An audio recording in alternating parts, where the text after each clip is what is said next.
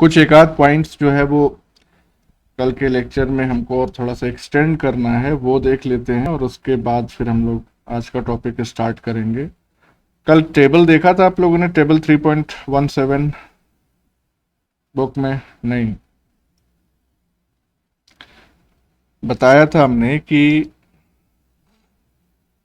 लगभग 20 different type की जो अल्फा सब यूनिट्स हैं वो आइडेंटिफाई की गई हैं, और ये 20 डिस्टिंक्ट टाइप की जो सब यूनिट्स हैं वो 4 मेजर क्लासेस को बिलोंग करती हैं। यानी कि इनका जो कैटेगराइजेशन किया गया है वो 4 डिफरेंट क्लासेस में किया गया। तो उन क्लासेस के लिए हमने कहा था कि एक बार आप रेफर कर लीजिएगा, नहीं कल देखे तो आज देख लेना। तो ये पॉइंट एक और अगर हम ऐड कर दें कि these fall into 4 main classes,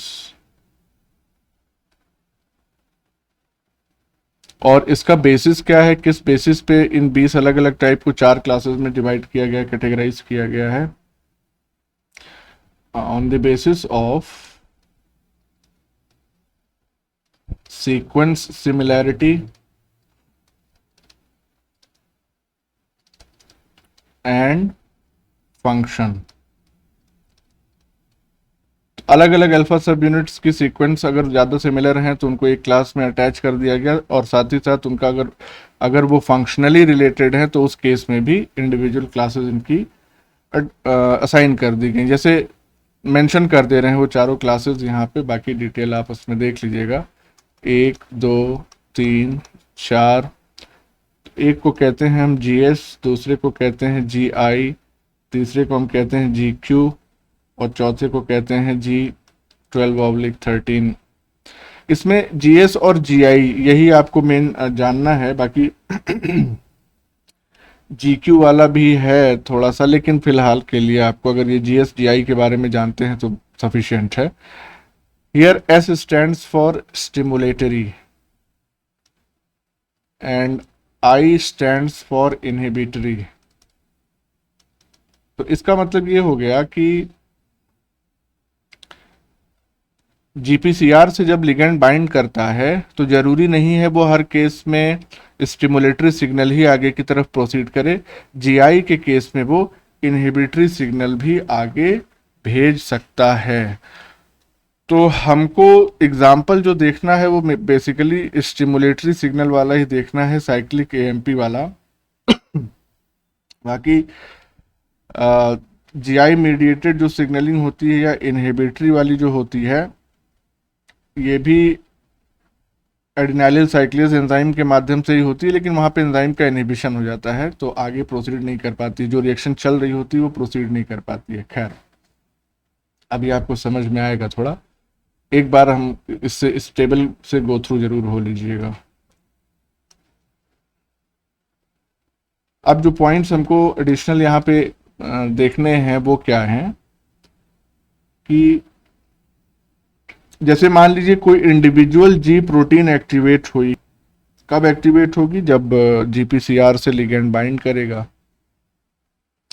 तो उससे क्या होता है कि कोई इफेक्टर मॉलिक्यूल जो है वो या तो एक्टिवेट होगा या इनहिबिट होगा। तो इसका मतलब क्या हो गया, पॉइंट क्या बनेगा यहाँ पे कि activation of a G protein, ये पहला स्टेप हुआ। इसकी वजह से 2 केसेस पॉसिबल हैं, यानी leads to either activation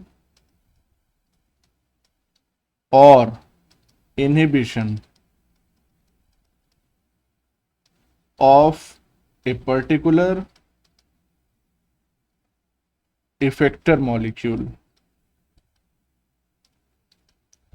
effector molecule का मतलब क्या हो गया कि जिस पर्टिकुलर मॉलिक्यूल की वजह से हार्मोन का या जो भी लिगैंड आ रहा है उसका इफेक्ट दिखेगा सेल के अंदर एज सेल्यूलर रिस्पॉन्स। तो इफेक्ट दिखाने वाला मॉलिक्यूल ही इफेक्टर मॉलिक्यूल कहलाता है। अब ध्यान क्या देना है कि जितने भी इफेक्टर मॉलिक्यूल्स हैं यानी कि ऑल इफेक्टर, और ये प्रोटीन्स ही होते हैं, प्रोटीन्स इन जीपीआर जीपीसीआर सिग्नलिंग, ये क्या होते हैं? दो टाइप के हो सकते हैं, या तो मेम्ब्रेन बाउंड आयन चैनल्स होंगे, या मेम्ब्रेन बाउंड एंजाइम्स होंगे।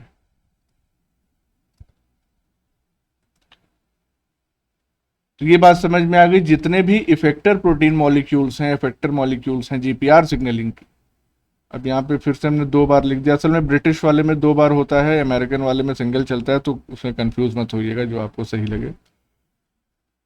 एल 2 बार लिख दिया। तो ये इफेक्टर प्रोटीन्स या तो मेम्ब्रेन, दोनों ही मेम्ब्रेन बाउंड होंगी, या तो आयन चैनल्स हो सकते हैं, या फिर एंजाइम्स हो सकते हैं।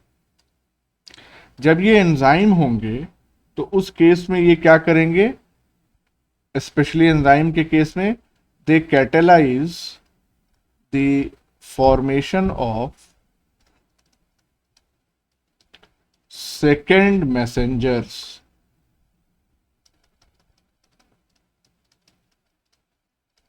सेकेंड मैसेंजर, और अब ये सेकेंड मैसेंजर आगे चल के जो एक्चुअल रिस्पॉन्स है सेल का, वो रियलाइज कराएगा सेल को। ठीक है। अब कौन सा इफेक्टर है, ये डिपेंड करेगा कि कौन सी जी प्रोटीन एंड अल्टीमेटली कौन सी अल्फा सब unit of G protein GPCR से अटैच्ड है। तो इसीलिए यहां पे जो वैरायटी ऑफ आपको दिख रही है अल्फा सब यूनिट, इसी की वजह से अलग अलग रिस्पॉन्स जो है वो आता है ड्यूरिंग जीपीसीआर सिग्नलिंग। तो ये की पॉइंट है, इसको अगर हम अलग से नोट कर दें, नोट करके कि type of effector depends upon type of G protein, और उसमें भी टाइप ऑफ अल्फा सब यूनिट, और स्पेसिफाई कर दिया। सर हाँ जी। इसमें मेम्ब्रेन बाउंड आयन चैनल का क्या मतलब यहाँ क्या रोल है? क्यों आयन चैनल्स एक्टिवेट होंगे? जीपीसीआर से जब लिगैंड बाइंड करेगा तो उस बाइंडिंग की वजह से जो कन्फर्मेशनल चेंजेस होंगे जी प्रोटीन में, वो अल्टीमेटली लीड करेंगे इन द ओपनिंग और closing of a particular ion channel. इसमें क्या दिक्कत है? आयंस का मूवमेंट होगा। दोनों दोनों तो वहाँ पे सेकंड मैसेंजर कौन होगा? तो आयन चैनल में हमने सेकंड मैसेंजर तो बताया ही नहीं ना, हमने तो एंजाइम वाले केस के स्पेसिफिक बात की, इसीलिए तो एंजाइम के नीचे हमने लिखा है, इसमें कंफ्यूज मत होना। सर हाँ जी। सर वो जो एसिटिल कोलिन वाला एग्जांपल था मेटाबोट्रोपिक का, हाँ। उसमें वो जब प्रोटीन उससे जुड़ रही थी तब मतलब यस। उसके दोनों साइड थे, लिगैंड बाइंडिंग और आयन चैनल। हाँ एग्जैक्टली exactly। देखो एग्जाम्पल याद है तो समझ में आ गया। प्रियंका कंफ्यूज मत होना, आयन चैनल में सेकंड मैसेंजर फॉर्म नहीं होगा। जब मेम्ब्रेन बाउंड एंजाइम एक्टिवेट होगा because of the ji protein and specially alpha सब unit of the ji protein, तब ये एंजाइम जो है सेकंड मैसेंजर का फॉर्मेशन करेगा। और वो कैसे करेगा वही अब हम लोग देखने जा रहे हैं। ठीक है। कोई और कंफ्यूजन हो तो अभी बताओ। नहीं सर। हम्म। तो अब हम एग्जाम्पल के तौर पे देखेंगे GS mediated signal transduction. S for stimulatory अभी बताया आपको हमने, तो जीएस मीडिएटेड सिग्नल ट्रांसडक्शन।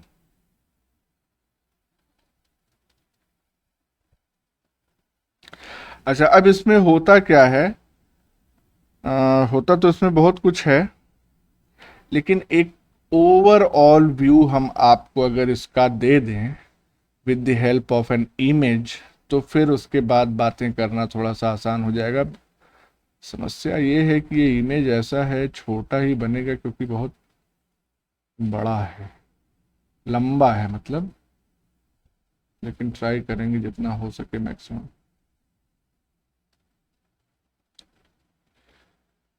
ये दिख रहा है सबको, जो छोटा मोटा लिखा है वो सब नजर आ रहा है ये सब?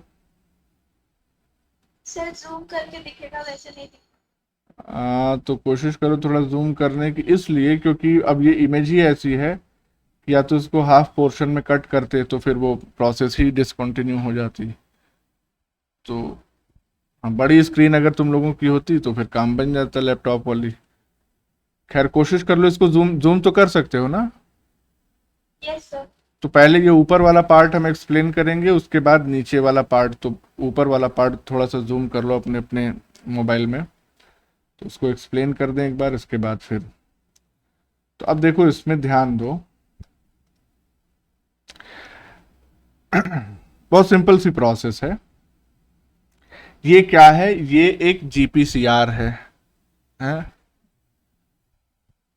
इस जीपीसीआर 7 पास है, सर्पेंटाइन रिसेप्टर इसको कहते हैं हम। इससे सिग्नल मॉलिक्यूल आके अटैच हुआ। सिग्नल मॉलिक्यूल के अटैच होने से क्या हो गया, दिस जीपीसीआर बिकम्स एक्टिवेटेड, और एक्टिवेशन के बाद ये जीपीसीआर जीईएफ की तरह रोल प्ले करता है, यानी कि गुआनिन न्यूक्लियोटाइड एक्सचेंज फैक्टर की तरह रोल प्ले करता है। और ये एक्सचेंज कराएगा किसको, इससे एसोसिएटेड जो अल्फा सब यूनिट थी जी प्रोटीन की, उसको। अब ये चीज यहां पे दिखाई नहीं गई है, यहाँ पे एक्टिवेटेड जीपीसीआर की वजह से ये अल्फा सब यूनिट जो है, ये यहाँ पे देखिए, ये लाइट ग्रीन वाली, ये जीटीपी बाउंड स्टेट में है, यानी कि ये भी एक्टिवेटेड हो चुकी है। तो ये हम लाइट ग्रीन में क्या देख रहे हैं, एक्टिवेटेड अल्फा सब unit of stimulatory ji protein, G S for stimulatory. ये अल्फा सब यूनिट आपको हमने कल ही बताया था कि this becomes covalently, this remains covalently attached with the plasma membrane, cytosolic phase of the plasma membrane. ये अल्फा सब यूनिट आके किससे अटैच हो रही है, यहां से डिटैच होके। एक्चुअली में अगर ये चीज, ये जो ब्राउन कलर का ये क्या है, ये एंजाइम है एक, एडिनाइलिल साइक्लेज इसको कहते हैं। ये अगर इस साइड दिखाया गया होता इस इमेज में तो थोड़ा ज्यादा अच्छा रहता, लेकिन कोई बात नहीं है। ये ऐसे समझिए कि आप, ये जो अल्फा सब यूनिट है ये यहाँ से निकली और इसके नीचे से होते हुए इधर आ गई, नीचे से होते हुए ये ऊपर की तरफ थोड़ा सा है, नीचे से निकल आएगी क्योंकि फ्लूइड है प्लाज्मा मेम्ब्रेन। खैर, तो ये जो एक्टिवेटेड अल्फा सब यूनिट है ये आके अटैच होती है विद दिस एंजाइम। और ये एडिनाइलिल साइक्लेज क्या है, आप यहां पे देख सकते हैं, it is a membrane bound enzyme, ये प्लाज्मा मेम्ब्रेन से ही अटैच्ड है। अल्फा सब यूनिट के अटैचमेंट की वजह से this adenylyl cyclase also becomes activated.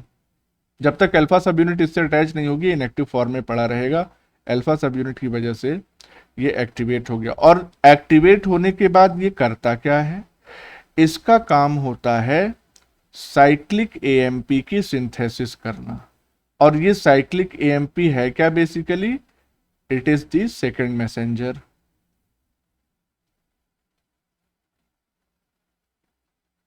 पहला मैसेंजर कौन है, सिग्नल मॉलिक्यूल, लिख देते हैं ये फर्स्ट मैसेंजर है, मैसेंजर। तो साइक्लिक एएमपी जो है वो सेकंड मैसेंजर, ये बन रहा है एटीपी से। इसको साइक्लिक इसलिए कहते हैं क्योंकि एटीपी में 3 फॉस्फेट होते हैं। तो पहली साइकिल में पहला फॉस्फेट निकलता है तो एडीपी बनता है, दूसरी साइकिल में दूसरा फॉस्फेट निकलता है।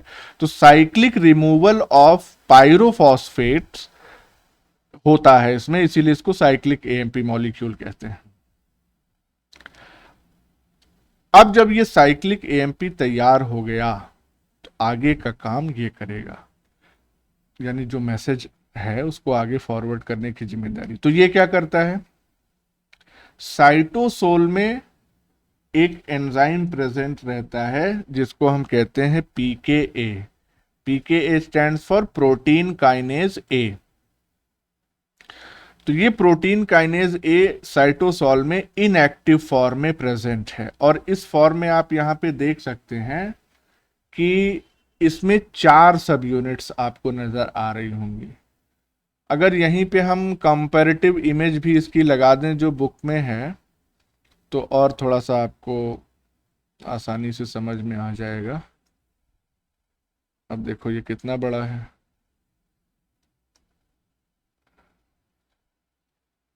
ये वाला ज्यादा छोटा हो गया ना। ये वाली इमेज नजर आ रही है, इसमें लिखा हुआ कुछ, ये भी जूम करना पड़ेगा। हाँ, लिखा थोड़ा छोटा सा है, तो खैर फिलहाल इमेज तो दिख रही होगी ना कम से कम। तो इसमें आप देखिए यहाँ पे भी ये पीकेए दिखाया गया है, प्रोटीन काइनेज ए। तो इसमें 4 सब यूनिट हैं, R R C C. R का मतलब हो गया रेगुलेटरी सब यूनिट, और सी का मतलब हो गया कैटालिटिक सब यूनिट। अब यहाँ पे वापस आते हैं, तो यहाँ पे भी ये क्या है, अगर हम यहीं पे थोड़ा सा पेन को पतला करके और लिखने की कोशिश करें तो लिख सकते हैं हम ब्लैक। ये हो गया आर, ये हो गया आर, ये 2 रेगुलेटरी सब यूनिट हो गई, और ये हो गया सी और ये हो गया सी, ये दोनों कैटालिटिक सब यूनिट्स हो गई। साइक्लिक एएमपी जो है इस प्रोटीन काइनेज ए के रेगुलेटरी सब यूनिट से अटैच होता है।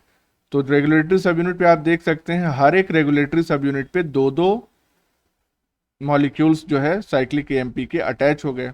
और जैसे ही साइक्लिक एएमपी अटैच होता है रेगुलेटरी सब यूनिट से, तो ये रेगुलेटरी सब यूनिट कैटालिटिक सब यूनिट से डिटैच हो जाते हैं। तो रेगुलेटरी अलग हो गया, अब कैटालिटिक सब यूनिट्स, और ये जो कैटालिटिक सब यूनिट्स हैं ये एक दूसरे से भी डिसोसिएट हो जाते हैं और अब एक्टिवेट हो जाते हैं। इसका मतलब क्या हो गया कि now the inactive pKa activated pKa में कन्वर्ट हो गया because of binding of cyclic AMP with the regulatory सब यूनिट। जब ये प्रोटीन काइनेज एक्टिवेट हो जाएगा तो एक्टिवेट होने के बाद it will enter into the nucleus through nuclear pore complex. अंदर आ गया ये। अब नीचे वाला जूम कर लो। एक्टिवेटेड प्रोटीन काइनेज ए, जब इसका नाम ही काइनेज है तो ये क्या करेगा, ये किसी और प्रोटीन को फॉस्फोराइलेट करेगा, और वो जो दूसरी प्रोटीन होती है जो न्यूक्लियस के अंदर पाई जाती है उसको हम कहते हैं क्रेब। क्रेब का मतलब क्या हो गया, CREB stands for cyclic AMP response element binding protein. ध्यान दीजिएगा, ये एक प्रोटीन है, क्रेब जो है वो एक प्रोटीन है जो अभी इनएक्टिव स्टेट में है। इसका फुल फॉर्म है cyclic AMP response element binding protein. यानी सिंपल सी बात है, ये साइक्लिक एएमपी के रेस्पॉन्स एलिमेंट पे यानी कि डीएनए के पोर्शन पे जाके जुड़ेगी। इस इनएक्टिव क्रेब को एक्टिव क्रेब में कन्वर्ट करने की जिम्मेदारी प्रोटीन काइनेज ए की होती है। और ये क्या करता है, इस इनएक्टिव क्रेब के सेरीन रेसिड्यू को फॉस्फोराइलेट कर देता है। जब ये फॉस्फोराइलेटेड हो जाती है तो एक्टिवेट हो जाती है, यानी कि अब यहां पे क्या लिखा है, एक्टिवेटेड फॉस्फोराइलेटेड क्रेब। ये फॉस्फोराइलेटेड क्रेब आके बाइंड करती है साइक्लिक एएमपी रेस्पॉन्स एलिमेंट से, यानी डीएनए के स्पेसिफिक पोर्शन से बाइंड कर गई। और बाइंड करने के बाद ये क्रेब जो है ये रिक्रूट करती है सीबीपी को, यानी कि क्रेब बाइंडिंग प्रोटीन को। और ये जो सीबीपी है, CREB binding protein, what is this, ये है, this CBP is a transcriptional coactivator, को एक्टिवेटर।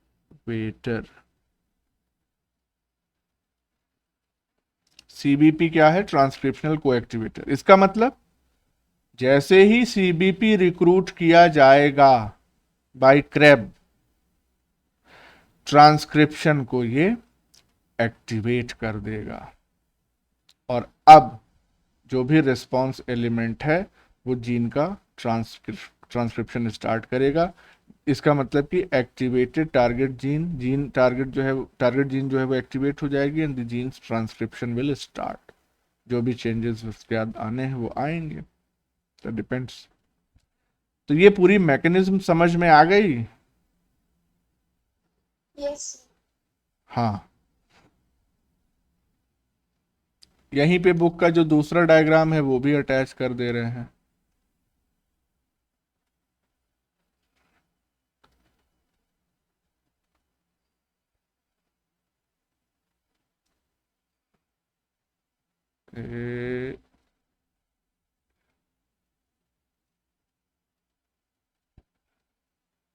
यस, अब उसी सीक्वेंस में ये सारी कहानी हो गई, लेकिन आपको समझना क्या है, इस वाले डायग्राम से ज़्यादा अच्छे से समझना। एक बार फिर से हम जल्दी से समअप कर दे रहे हैं, बता दे रहे हैं आपको। ये जीपीसीआर है, रिसेप्टर है ये। इस रिसेप्टर से सिग्नल मॉलिक्यूल आके बाइंड करेगा, जीपीसीआर एक्टिवेट हो जाएगी। जीपीसीआर एक्टिवेट होगी तो अल्फा सब यूनिट को एक्टिवेट करेगी by GTP binding. Activated alpha सब यूनिट जो है वो इस एडिनाइलिल साइक्लेज एंजाइम को एक्टिवेट करेगा, जो कि मेम्ब्रेन बाउंड एंजाइम है। एडिनाइलिल साइक्लेज जो है वो एटीपी से साइक्लिक एएमपी का फॉर्मेशन कराएगा और ये साइक्लिक एएमपी सेकंड मैसेंजर की तरह काम करता है। ये cyclic AMP inactive protein kinase A के रेगुलेटरी सब यूनिट से बाइंड करेगा और अब ये रेगुलेटरी सब यूनिट कैटालिटिक सब यूनिट से डिटैच हो जाएगी। जैसे ही डिटैचमेंट होगा कैटालिटिक सब यूनिट एक्टिवेट हो जाएगी और ये कैटालिटिक सब यूनिट जो है वो न्यूक्लियर पोर से होते हुए न्यूक्लियस के अंदर पहुंच जाएगी। अब एक्टिवेटेड पीकेए जो है वो इस इनएक्टिव क्रेब प्रोटीन को एक्टिवेट करेगा by phosphorylation at serine residue. Phosphorylate होके एक्टिवेट होके ये क्रेब जो है इस कैंप यानी साइक्लिक एएमपी रिस्पॉन्स एलिमेंट से बाइंड कर जाएगी। जब क्रेब इस रिस्पॉन्स एलिमेंट से बाइंड करेगी तो उसके बाद ये रिक्रूट करेगी सीबीपी को, यानी क्रेब बाइंडिंग प्रोटीन को, जो कि ट्रांसक्रिप्शनल कोएक्टिवेटर है और इसकी वजह से सीबीपी की वजह से ट्रांसक्रिप्शन जो है वो स्टार्ट हो जाएगा। इसके पॉइंट्स अगर अब हम लिखें तो the points will also help you to revise simultaneously. यहाँ पे भी कैसे मेंशन करना है, let's see.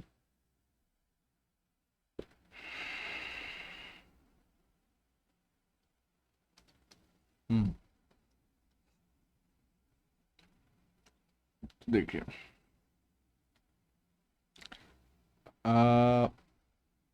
Ligand binds to, किससे बाइंड कर रहा है? जीपीसीआर। इससे क्या होगा? जीपीसीआर एक्टिवेट हो गई और एक्टिवेटेड होने के बाद जो अल्फा सब यूनिट है, अल्फा सब यूनिट इनएक्टिव फॉर्म में थी, वो एक्टिव हो गई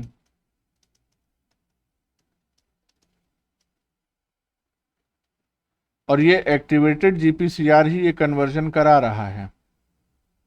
अल्फा सब यूनिट जब एक्टिव हो जाएगी इसका मतलब कि जीटीपी बाउंड स्टेट में है ना, ये चीज तो आप मेंशन कर सकते हैं यहाँ पे, यानी कि अभी ये क्या थी? GDP bound. अब ये क्या हो जाएगी? GTP bound. इस कंडीशन में ये अल्फा सब यूनिट अब क्या कराएगी? एडिनाइलिल साइक्लेज। तो एडिनाइलिल साइक्लेज इस समय क्या है? इनएक्टिव। इसको एक्टिवेट कराएगी एडिनाइलिल साइक्लेस एक्टिव, कौन, ये अल्फा सब यूनिट। देखो पूरा सिग्नल कास्केड हम बना दे रहे हैं यहाँ पे, इसी तरह से अगर कॉपी में भी बना लोगे तो आसानी हो जाएगी एग्जाम में। अब यहाँ पे एडिनाइलिल साइक्लेस का पॉइंट भी हम मेंशन कर देते हैं। तो ये क्या है, ये एक प्लाज्मा मेम्ब्रेन बाउंड एंजाइम है। बस इतनी बात। अच्छा, एक चीज और ध्यान रखिएगा कि एडिनाइलिल साइक्लेस जो होता है वो एक multi pass transmembrane protein होती है, ट्रांस मेम्ब्रेन प्रोटीन। और इसका जो कैटालिटिक डोमेन है वो किधर की तरफ होता है, साइटोसॉल की तरफ। Catalytic domain is towards cytosol. तो ये 3 पॉइंट्स भी हमने एडिनाइलिल साइक्लेस के यहीं पे मेंशन कर दिए। अब ये क्या करेगा, एक्टिवेट हो गया है, तो इसका अगला स्टेप हम ऊपर यहां से लिख दे रहे हैं कि यहां पे ATP will be converted into cyclic AMP. और यहां पे क्या हो रहा है,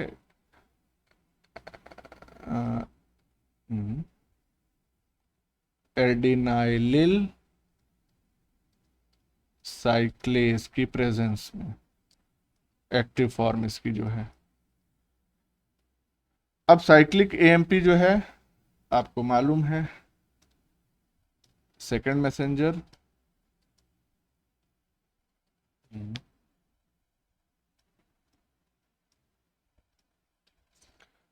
और साइक्लिक एएमपी क्या करेगा, साइक्लिक एएमपी करेगा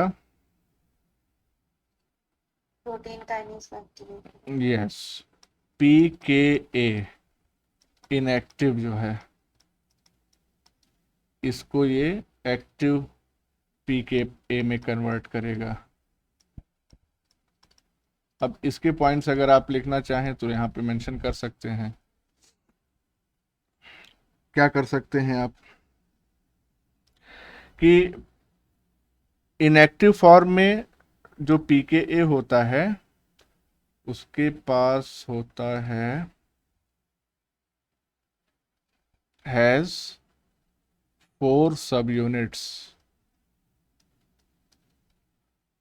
दूसरा पॉइंट इसका हो जाएगा कि 2 रेगुलेटरी प्लस 2 कैटालिटिक सब यूनिट्स।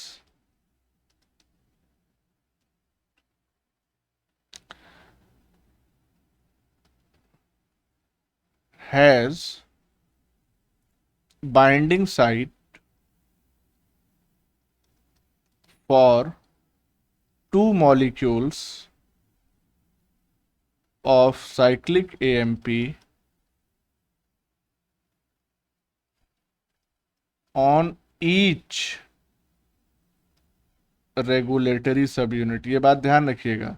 तो टोटल कितने साइक्लिक एमपी मॉलिक्यूल बाइंड करेंगे, 4 बाइंड करेंगे। यस, तो इतना कहानी जो है इनएक्टिव वाले की हो गई। एक्टिव फॉर्म का क्या कहानी है, एक्टिव फॉर्म की कहानी इसी के आगे अगर लिख दें तो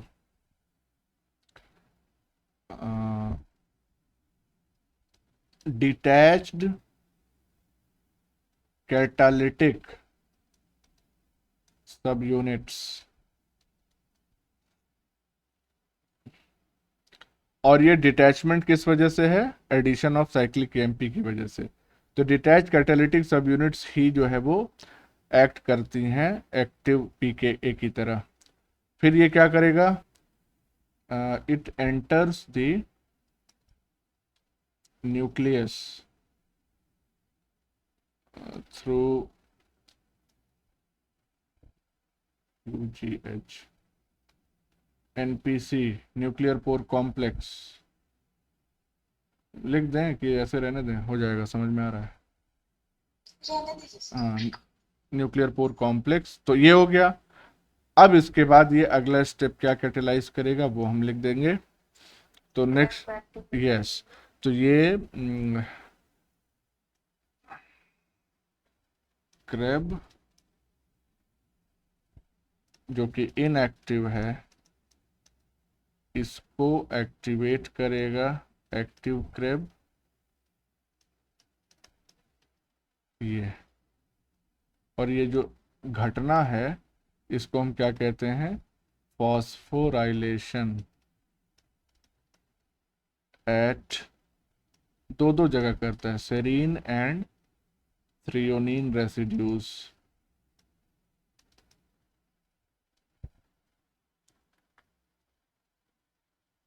इसके बाद क्या होगा, ये जो अच्छा, क्रेब के बारे में, क्रेब का नाम हमने इमेज में लिख ही दिया है, cyclic MP response element binding protein है। एक्टिव क्रेब अब क्या करेगा, एक्टिव क्रेब करेगा, हाँ यहाँ पे तो अब ऐसा कुछ लिखना नहीं है, इसके पॉइंट्स में ही उस चीज को मेंशन करनी पड़ेगी। एक्टिव क्रेब जो है बाइंड्स टू किससे बाइंड कर रहा था, साइक्लिक एएमपी रेस्पॉन्स एलिमेंट से। तो आपको मालूम है ना, रेस्पॉन्स एलिमेंट जो होता है वो डीएनए का ही पार्ट होता है। अगला काम क्या करता है, इट रिक्रूट्स,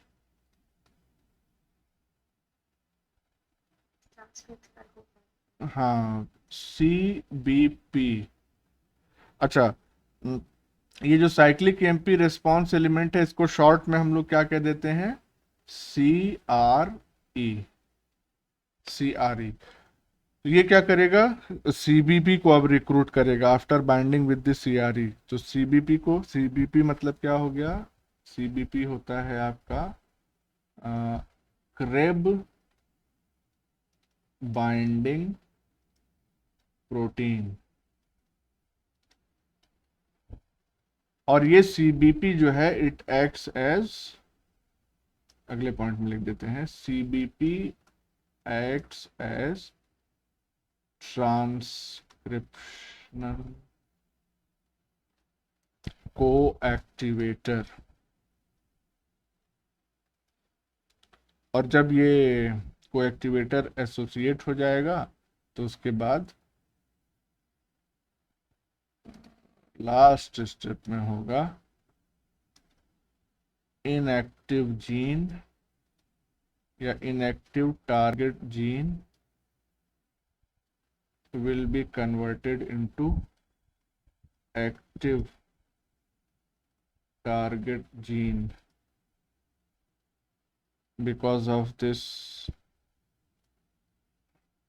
ट्रांसक्रिप्शन कोएक्टिवेटर। इसका मतलब कि अब ये एक्टिव टारगेट जीन क्या होगी, ट्रांसक्रिप्शन इसका स्टार्ट हो जाएगा, transcription.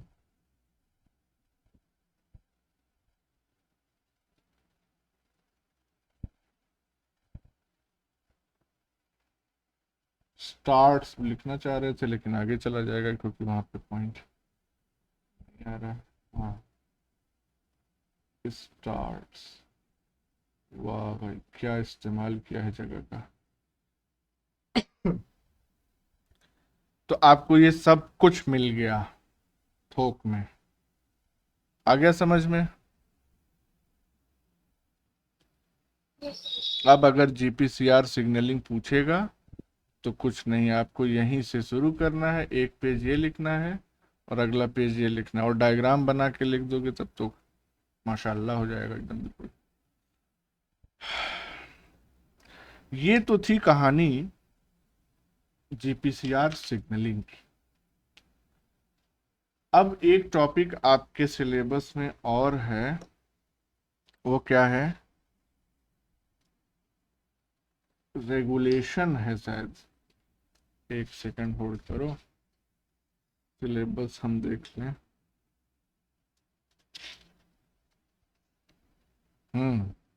Regulation of signalling pathway.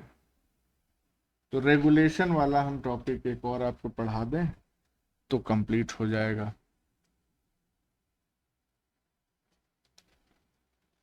Regulation of, और उसमें भी स्पेशली जीपीसीआर के रेगुलेशन की हम लोग बात करेंगे। तो रेगुलेशन ऑफ सेल सिग्नलिंग, एक ही है लिखते हैं, क्यों डबल मेहनत की जाए। रेगुलेशन ऑफ सेल सिग्नलिंग में हमको क्या देखना है, जीपीसीआर एडाप्टेशन। ये मेन टॉपिक है, ये इसका सब टॉपिक है। इनफैक्ट यही पढ़ना है मेनली, इसी के बारे में जानना है। What is GPCR adaptation. होता क्या है कि अगर कोई स्टिमुलस बहुत देर तक बना हुआ है, मतलब सपोज करिए लिगैंड के मॉलिक्यूल्स लगातार जो है वो आते चले जा रहे हैं, तो एक लेवल के बाद सेल का जो रिस्पॉन्स होता है, स्पेशली जो जीपीसीआर का रिस्पॉन्स होता है टुवर्ड्स द लिगैंड, वो डिमिनिश होने लगता है, कम होने लगता है। और ये कम ऐसे ही नहीं हो जाता है रैंडमली, ये कम होता है बाई टू स्पेसिफिक प्रोसेसेस, जिनमें से एक प्रोसेस होती है डिसेंसिटाइजेशन और दूसरी प्रोसेस होती है इंटरनलाइजेशन ऑफ द रिसेप्टर। यानी कि या तो जीपीसीआर को आप डिसेंसिटाइज कर दीजिए कि उसको महसूस ही ना हो कि आ रहा है कोई लिगैंड, नहीं आ रहा, कोई फर्क ना पड़े, या तो रिसेप्टर जो है उसको इंटरनलाइज कर लिया जाए बाय एंडोसाइटोसिस। तो रिसेप्टर जब सेल सरफेस पे रहेगा ही नहीं, तो लिगैंड पड़ा रहे सेल सरफेस पे, कौन देखने जा रहा है उसको। तो इस तरीके से सेल सिग्नलिंग का रेगुलेशन भी किया जाता है। तो if we write some points, तो इसमें होता क्या है कि target cells can adjust their sensitivity to signal। और वो कैसे करते हैं,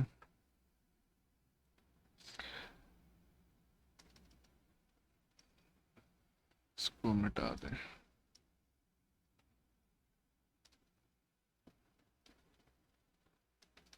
It does so through a reversible process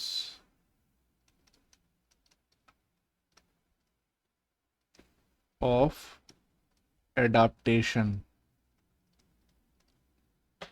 अब ये एडाप्टेशन क्या है? एडाप्टेशन का मतलब यहां पे इस कॉन्टेक्स्ट में ये है कि diminution of receptor signaling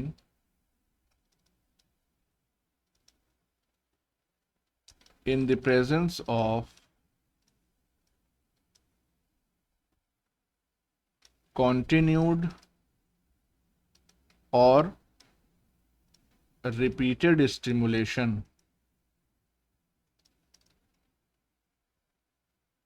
receptor signalling को डिमिनिश करना अगर लगातार या बार बार स्टिमुलेशन हो रहा है, उसी को हम कहते हैं एडाप्टेशन। तो अब इस एडाप्टेशन के दो तरीके जो हमने आपको अभी बताए वो भी हम देखेंगे। तो वो पॉइंट अगर हम यहां पे मेंशन करें कि the adaptation can be achieved by following two methods। सबसे पहला जो मेथड है वो है डी सेंसिटाइजेशन और नंबर 2 है इंटरनलाइजेशन।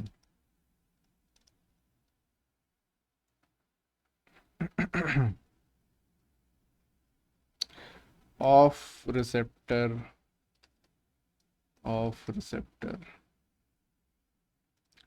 अब एक एक करके हम दोनों को देख लेते हैं। तो दोनों को देख सकते हैं हम। Let's see what image we have. Number 1 हो गया डिसेंसिटाइजेशन।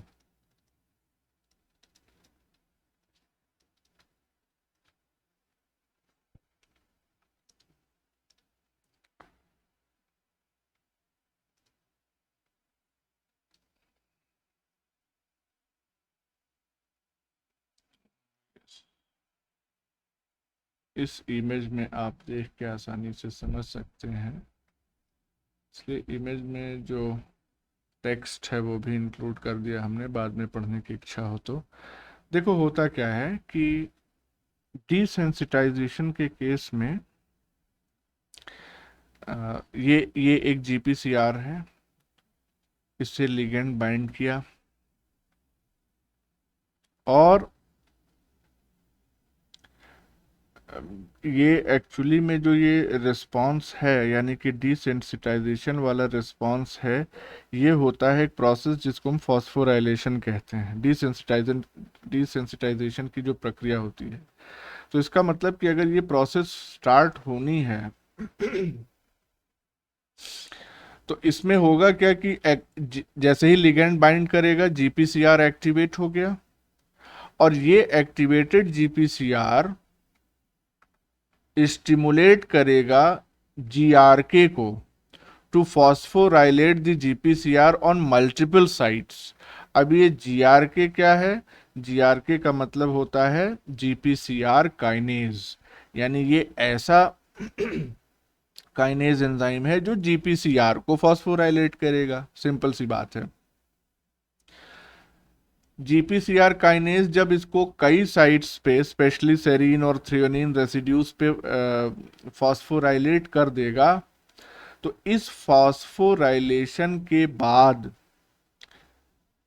इस जीपीसीआर से एक और प्रोटीन अरेस्टिन जिसका नाम है वो आकर के बाइंड कर जाएगी, और जब ये प्रोटीन बाइंड कर जाएगी जीपीसीआर से, तो उस केस में क्या होगा कि जीपीसीआर से जी प्रोटीन बाइंड नहीं कर पाएगी। तो अगर जी प्रोटीन ही बाइंड नहीं कर पाएगी तो क्या आगे कोई कार्यक्रम चलेगा सेल सिग्नलिंग का? नहीं चलेगा। वो सारा काम यहीं पर रुक जाएगा। तो बड़ी सिंपल सी प्रोसेस है। जीपीसीआर बार बार एक्टिवेट हो रहा है, बार बार एक्टिवेट हो रहा है, तो उसके बाद ये क्या करेगा, ये कह देगा जीआरके से कि भैया ऐसा हमको फॉस्फोराइलेट कर दो। जीआरके इसको फॉस्फोराइलेट कर देगा सेरीन थ्रियोनिन रेसिड्यूज पे, और जब ये फॉस्फोराइलेट हो जाएगा जीपीसीआर, तो इससे ये अरेस्टिन प्रोटीन आके बाइंड कर जाएगी और जी प्रोटीन हट जाएगी यहाँ से। ये प्रोसेस रिवर्सिबल है, हमने इसीलिए अडाप्टेशन पे लिखा कि रिवर्सिबल अडाप्टेशन होता है। ऐसा थोड़ी कि परमानेंटली ये डिसेंसिटाइज्ड स्टेट में ही रहेगा। तो एक तरीका ये हो गया डिसेंसिटाइजेशन का। इसमें कुछ खास लिखने की जरूरत नहीं है, सब कुछ यहाँ पे लिखा हुआ है इमेज में, आप देख सकते हैं। इसके नीचे भी यही सब कहानी लिखी हुई है, you can go through the text.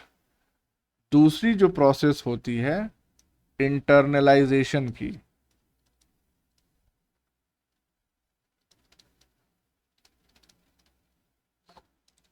तो इंटरनलाइजेशन में बेसिकली क्या होता है कि यहाँ पे जो रिसेप्टर्स हैं उसको सेल सरफेस से रिमूव कर दिया जाता है, यानी कि removal of receptors from cell surface. और ये जो सेल सरफेस से रिसेप्टर्स रिमूव किए गए हैं, इनका दो फेट हो सकता है। यानी कि removed receptors may have two fates. तो इनके दो फेट्स क्या क्या हैं? पहला तो re exposure to surface through exocytosis. अच्छा, ये removal of receptor from cell surface through endocytosis, ये समझ लीजिएगा आप. तो ये जो रिमूव रिसेप्टर्स हैं इनका क्या हो सकता है? इनका री एक्सपोजर हो सकता है सरफेस पे थ्रू एक्सोसाइटोसिस. या दूसरा इनका क्या हो सकता है? डिग्रेडेशन इन लाइसोसोम, हमेशा के लिए खत्म कर दिए जाएं. तो अगर, अच्छा अब देखिए, यहाँ पे तो री एक्सपोजर हो गया सरफेस एक्सोसाइटोसिस, ठीक है. ये जो रिमूवल हो रहा है रिसेप्टर्स का सेल सरफेस से थ्रू एंडोसाइटोसिस, इस प्रोसेस को क्या कहते हैं? यहाँ पे रिमूवल, या और अच्छे से कह दीजिए इंटरनलाइजेशन, वही टर्म यूज कर लें हम. और internalisation of receptors from cell surface through endocytosis, इस प्रक्रिया को हम नाम देते हैं रिसेप्टर सीक्वेस्ट्रेशन. ये हो गया.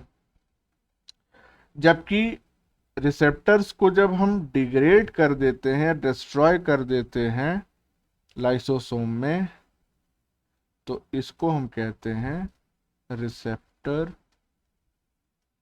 Down regulation.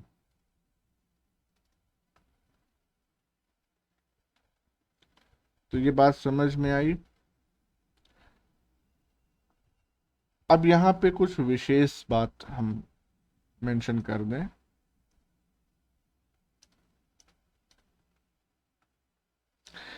कि ये जो प्रोसेसेस हैं ये कितना टाइम लेती हैं, तो उसके लिए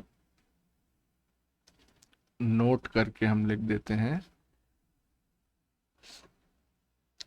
कि the time required for adaptation varies. और कैसे वेरी करता है? फॉस्फोराइलेशन के केस में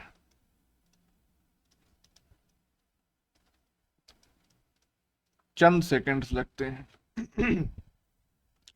फॉस्फोराइलेशन कब हो रहा था? डिसेंसिटाइजेशन जब हो रहा था तो वहां पे फॉस्फोराइलेशन हो रहा था. एंडोसाइटोसिस कुछ मिनट्स लगा सकती है प्रोसेस ये. और डाउन रेगुलेशन जो हो रहा है, यानी कि लाइसोसोम में तबाह किया जा रहा है रिसेप्टर को, इसमें चंद घंटे भी लग सकते हैं.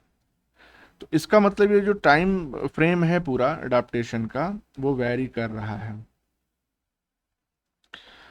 अब ये रिसेप्टर का जो डिसेंसिटाइजेशन है और भी फैक्टर्स पर डिपेंड करता है कि रिसेप्टर का स्ट्रक्चर क्या है, या सेल का एनवायरनमेंट क्या है, सेल की नीड क्या है. तो ये सब तो जनरल पॉइंट्स से इसका कुछ लेना देना नहीं है. तो कुल मिला के ये जो दो मेन प्रोसेस है जिससे रेगुलेट किया जा सकता है स्पेशली जीपीसीआर सिग्नलिंग को.